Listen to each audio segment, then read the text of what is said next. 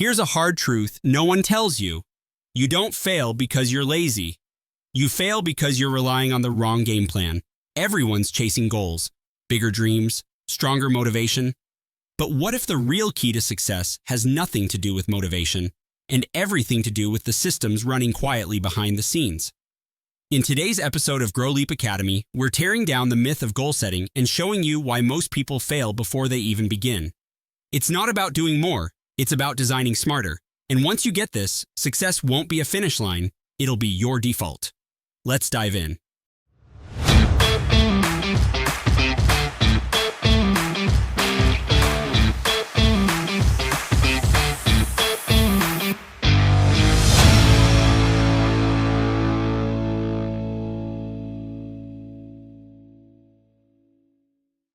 Welcome back to the Deep Dive. We're really getting into something fundamental today, something that touches on how we all try to make changes or, achieve things in life. Yeah, it's about that advice we always hear everywhere. Totally. It's like the standard playbook, isn't it? Set a goal, stay motivated, work hard, simple. It's presented as the formula. Define what you want, find the drive, and just push. And it sounds so logical. You get that picture in your head, the end result, you feel that spark. Maybe you even write it down. You go, okay, this time it's going to stick. Oh yeah, that initial feeling is powerful. Feels like you've already done half the work just by deciding. But here's the thing, the source material really challenges us on right away. And it's a bit uncomfortable, maybe. If that standard advice is so great, why aren't more of us, succeeding consistently? Right. Why aren't we all super fit, financially sorted, perfectly organized? If the formula works, why the struggle? Why the constant starting over? Exactly. That gap between the common advice and, the common reality, that's what this is all about. The source suggests maybe the issue isn't us, not our effort anyway. It argues we might be using the wrong model for change altogether. A flawed model. Whoa, okay. So what's wrong with setting a goal? I mean, isn't that the first step? Always. Well, the source says goals are great for direction, absolutely vital. They tell you where you want to end up, but they aren't the thing that actually gets you there. They're not the engine driving the progress day to day. Okay, intriguing. So if goals are the destination side, what's the engine? What actually moves the needle? Systems. That's the core idea. The argument is that your life, your outcomes, they're shaped by your systems, the processes, the routines, the daily habits you follow, sometimes without even realizing it. Systems, not goals. That definitely makes you pause and think. So, okay, our mission for this deep dive is to really unpack that. Why just aiming for a goal often leads to burnout or inconsistency. And how designing better systems is maybe the real key to making progress that actually lasts. It sounds less about just wanting it more or having these huge bursts of motivation. And more about designing smarter structures for yourself. Exactly. It's about understanding why motivation, that fuel we rely on for goals, is just inherently unreliable. Yeah, you can't count on feeling motivated every single day. Nope. And a system is what carries you through when the motivation just isn't there. All right, let's dive into that first big idea, what the source kind of calls the big lie. It's that initial excitement we talked about when you set a goal. That feeling of, this is it, I'm going to run that marathon or write that book. Yeah, that rush, the sense of control, the absolute certainty, for a moment anyway. It's a real psychological boost. Definitely focuses your mind. But then reality checks in, Life gets messy, the excitement wears off. You're tired one morning, stressed the next day, distracted by a million things. And suddenly that big, shiny goal feels kind of heavy. We're just really far away. The thought of the effort involved on a random Tuesday morning can feel impossible. And we've all been there, right? And the usual response is to feel like we failed. I guess I didn't want it bad enough, or I just don't have the discipline. That's the default interpretation. But the source flips it. It says, maybe this isn't a personal failing. Maybe it's just the predictable result of using a flawed approach. An approach that relies too much on motivation. Exactly. And here's the crucial insight. Motivation is flaky. It's an emotion, right? It goes up and down with your mood, your energy, stress levels, sleep, even the weather, like you said. Trying to build something consistent on a foundation that's constantly shifting. Yeah. It's tough. It's like trying to power a long journey on just occasional bursts of fuel. You're going to run out. Yeah, that analogy really hits home. You can't build consistency on inconsistency. Explains the whole start-stop cycle so many people experience. The source uses another good one. A goal is like the summit of a mountain. Knowing you want to get there. Super important. Gives you direction. Right. But you don't get to the summit just by staring at it really hard or having one big motivational surge at the base camp. No, you get there by walking, Yeah. step after step after step. Exactly. And that process, those thousands of steps taken consistently, Yeah. that's the system, the climb itself. So the system is the path, the actual doing, the structure that keeps you putting one foot in front of the other. Even when you're tired, even when you're bored, even when you don't feel particularly inspired that day, it turns consistent action into results over time.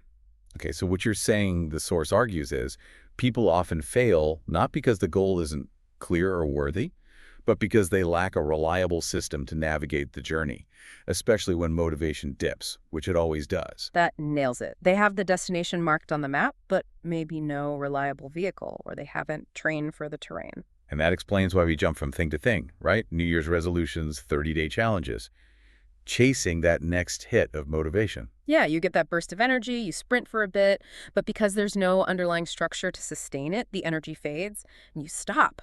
You're looking for a bigger battery. Instead of building an engine that keeps running. Precisely. Right. Which brings us back to that key question the source poses. What if you don't need more motivation? What if you just need a better system? Okay, I'm sold on the concept. Let's make it concrete. Yeah. The source gives some great examples of systems versus goals. That really helped me see the difference. Yeah, the examples are key. Okay, let's take a classic one. Goal, lose 10 pounds. Standard goal. Specific, measurable, seems solid. You write it down, maybe tell people. Looks good on paper, but as the source points out, what does the goal itself actually do for you at 8 p.m. when you're exhausted and craving pizza? Nothing. It just kind of stares back at you from the fridge magnet. Maybe makes you feel guilty. Exactly. It doesn't tell you what to eat instead, doesn't nudge you to maybe go for a walk, doesn't have a plan B for stressful moments. It's just an outcome you want, passive, like you said. Right. So what's the system alternative? Okay, so a system for weight loss, according to the source, might look like this. A simple rule walk for 30 minutes immediately after breakfast every day. Or spend 1 hour prepping healthy lunches and snacks every Sunday afternoon. Or drink a big glass of water before every single meal. Ah, okay. Those are actions. Specific behaviors linked to times or other routines, things you actually do. Yes. And the source is clear these actions usually aren't glamorous, no fireworks. Sunday meal prep isn't exactly thrilling. Yeah, definitely not. But they create consistent patterns. And if you follow that system, the walk, the prep, the water, the outcome, losing weight becomes much more likely, almost inevitable over time. The goal is the target. The system is the daily steering and propulsion. Okay, that makes sense. How about the writing example? Goal. Write a book. Big one. Probably on a lot of bucket lists. Huge goal. And for many, it stays on a list precisely because it's so huge. Staring at write a book on your to-do list, overwhelming, doesn't tell you what to do now at 7 a.m. on a Wednesday. Right. And when you hit writer's block or just feel uninspired, the goal itself offers zero help. None at all. Now, compare that to the system the source describes. Commit to writing just, say, 300 words every morning. Critically, before checking email or social media. Maybe always in the same chair, maybe with the same background music, create a ritual, and track it. Simple word count tracker. 300 words. That sounds tiny. Almost embarrassingly small compared to writing a whole book. It does, right. And that's the beauty of it, the source argues. It lowers the barrier to starting so much. It's hard to say, I don't have time for 300 words. Sure. But look what happens. 300 words a day, maybe 5 days a week. That adds up. Fast. In 3 months, that's over 25,000 words. That's significant progress, a solid chunk of a book. Wow. Built not by some massive heroic writing session, but just by showing up consistently for that small system. Exactly. The goal write a book provides the why and the what. The system, 300 words daily. The ritual, the tracking provides the how, day in, day out. So goals point the way. Systems provide the actual movement. Yeah. Outcomes versus process. That's the core distinction. And here's the really powerful part. A well-designed system, followed consistently, makes the outcome almost a side effect. You focus on executing the system, and the result takes care of itself. You don't have to constantly try to lose weight. You just follow your walking and eating system. You don't have to force yourself to be a writer. You just follow your writing system. Yes. You become that person, the fitter person, the writer, not through sheer willpower, applied to the goal, but because your daily structure, your system, automatically moves you in that direction. It's shifting from trying to force a transformation to designing the conditions for it, Yeah. like engineering versus wishful thinking. Well put. And this flows right into the next really interesting, maybe slightly mind-bending point from the source, which is that you're already running on systems. Right now, all of us are. Whether we consciously built them or not. Exactly. We tend to think of systems as these intentional things we need to create, like setting up software or something. But our lives are already governed by countless, often invisible systems. Like how you automatically make coffee in the morning. Or the route you always take to work. Precisely. Or grabbing your phone the second you feel bored. Those are automated routines, habits. Your brain creates these shortcuts to save mental energy. It loves automation. Okay. But here's the catch that the source highlights. Your brain doesn't judge whether these automated systems, these habits, are actually good for you. It just runs the program efficiently. Whoa. So a lot of the things we struggle with, feeling disorganized, maybe being perpetually late, financial stress, these might not be character flaws, but just the output of unhelpful default systems we're running unconsciously. That's the core argument, feeling exhausted. Maybe it's the scroll social media in bed until midnight system. Can't finish projects. Could be the react instantly to every email notification system, money worries. Maybe an impulsive online shopping system combined with a never look at the bank balance system? It really reframes things, doesn't it? Things we beat ourselves up over might just be bad programming. It does. And it also changes how we see those people who seem effortlessly disciplined or successful. Maybe it's not superhuman willpower. Maybe they just have better systems, often built gradually over time, consciously or unconsciously. Okay, this makes so much sense now, why just relying on motivation fails long term. You get hyped. You try to force a new behavior. But your environment, your old triggers, your ingrained automatic responses, your existing invisible systems, they're all still there, pulling you back to the old way of doing things as soon as your willpower dips. You're trying to change the result without changing the underlying machinery that produces it. Exactly. So the big insight here is real lasting change doesn't start with setting a bigger, better goal. It starts with noticing the systems you're already running. And then consciously redesigning them to actually serve where you want to go. Which leads us right to that killer line from the source. You probably know the one I mean. Oh yeah, you do not rise to the level of your goals, you fall to the level of your systems. Oof. Right. It just cuts through everything. Your ambitions might be sky high, but your actual daily reality, your results, are determined by the floor established by your habits and routines. Your systems. Okay, mind blown. But practically speaking, if someone listening is thinking, all right, I buy it, goals aren't enough, my invisible systems are probably sabotaging me, what do I do? How do you build these better systems? Right. Especially ones that work when you feel zero motivation. Great question. And this is where the source gets super practical, moving from the why to the how. It lays out steps for building systems that work because of their structure, not because you feel like doing them. Okay, let's walk through them. Step 1. Step 1. Anchor the new habit you want to an existing automatic trigger. Leverage what you already do without thinking. Like habit stacking. Exactly like habit stacking. Instead of a vague, I'll meditate, it's after I pour my morning coffee, I will meditate for 1 minute. Or after I put my dinner plate in the dishwasher, I will lay out my gym clothes for tomorrow. You're linking the new desired action to something that already happens reliably, using the momentum of an existing habit. Precisely. The old habit acts as the cue, the trigger. Reduces the mental effort needed to start the new thing. Okay, step 2. What's next? Make it stupid simple. This one feels wrong sometimes, but it's critical. We aim too high initially. The source says start ridiculously small. Like your 300 words example. Yes. Want to floss? Just floss one tooth. Want to read more? Read one page. Want to track your spending? Just track, I don't know, your coffee spanning for a week. Make the starting bar so it feels harder not to do it. Get the consistency muscle working first, then worry about intensity later. Lower the friction. You got it. Friction is the enemy of consistency. Yeah. Step 3. Design your environment. Your physical space is a system too, a powerful one. How so? Make the cues for your desired habits obvious and easy. Make the cues for undesired habits invisible or difficult. Want to eat more fruit? Put a fruit bowl on the counter. Want to watch less TV? Put the remote in a drawer in another room. So, arrange your world so the path of least resistance leads towards your good habits. Smart. Your environment constantly nudges you. Make sure it's nudging you the right way. Okay, step 4 is often very motivating for people. How? Create a visual tracking loop. Seeing the progress. Yeah. Don't underestimate the power of seeing a chain of success. Put an X on a calendar for every day you do the habit. Use a simple app. Keep a tally on a sticky note. Whatever works for you. Why is that so effective? Because each mark isn't just data. It's like a vote for your new identity, as the source puts it. It proves to yourself you're becoming the kind of person who does this thing. And visually, you don't want to break that chain once you get it going. It builds its own momentum. That makes sense. Momentum, not just motivation. Okay, but life isn't perfect. What about bad days? Sick days, travel. Excellent point. That's step 5. Build a fallback version. Plan for imperfection.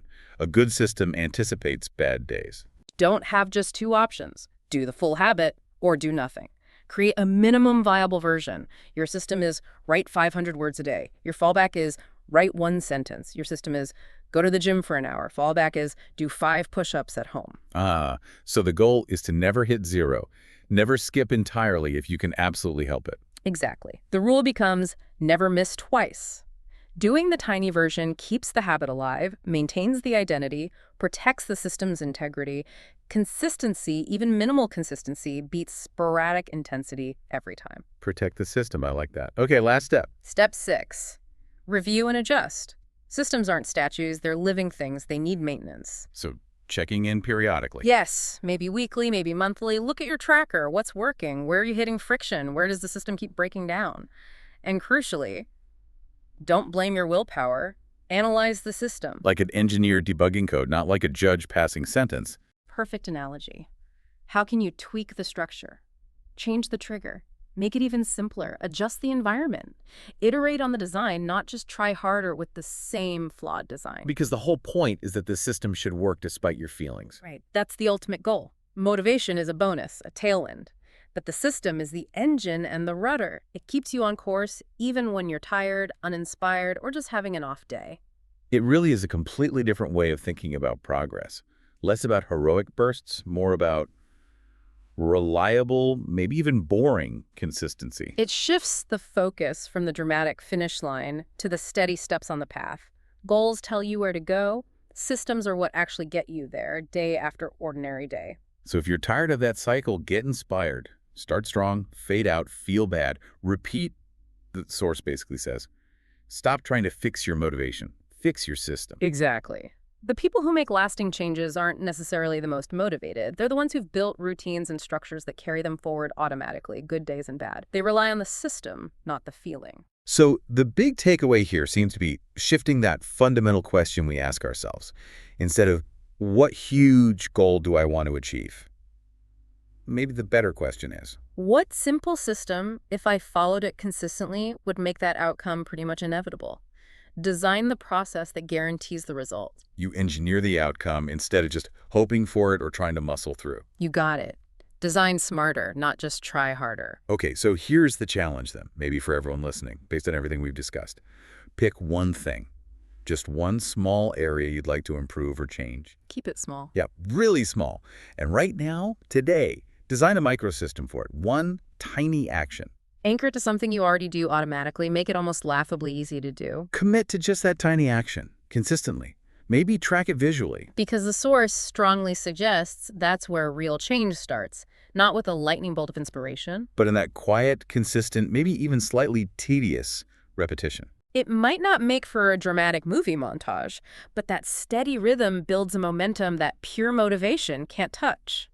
And the sooner you shift focus from just chasing distant goals, The sooner you might find you're becoming the kind of person who achieves those things almost as a matter of course, simply because your life is structured that way, by default. a powerful thought to end on. Build the system and let the system build you. Absolutely.